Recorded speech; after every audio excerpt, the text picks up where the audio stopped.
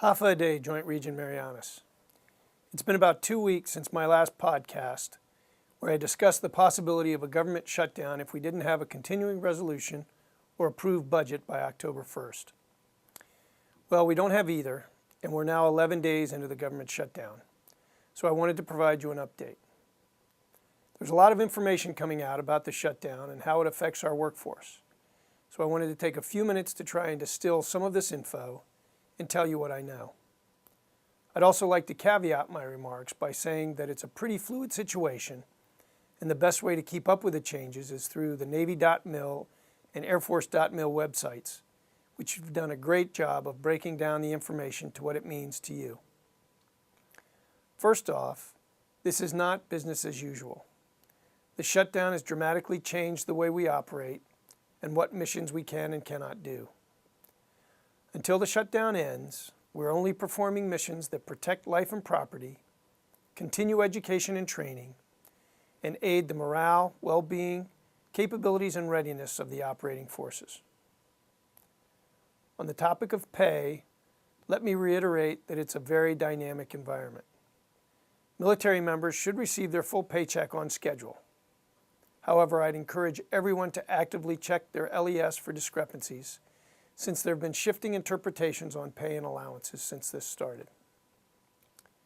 For our civilian employees, the simplest way I can phrase it is that for now, you will be paid for the days that you are working and not furloughed.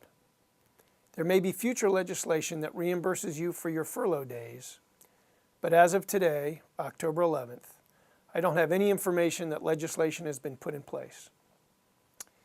I know that many of our civilians have found issues with their LESs this week. If it's a critical pay issue, please contact our comptroller or deputy comptroller.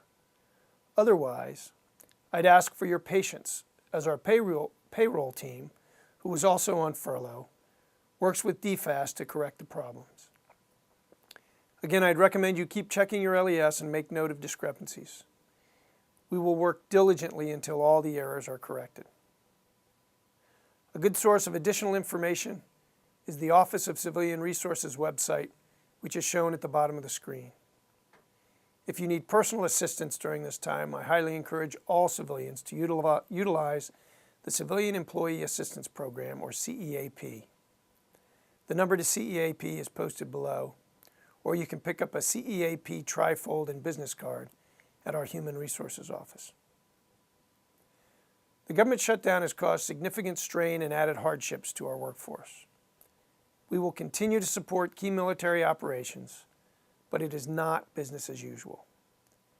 Thank you for your sacrifice and service.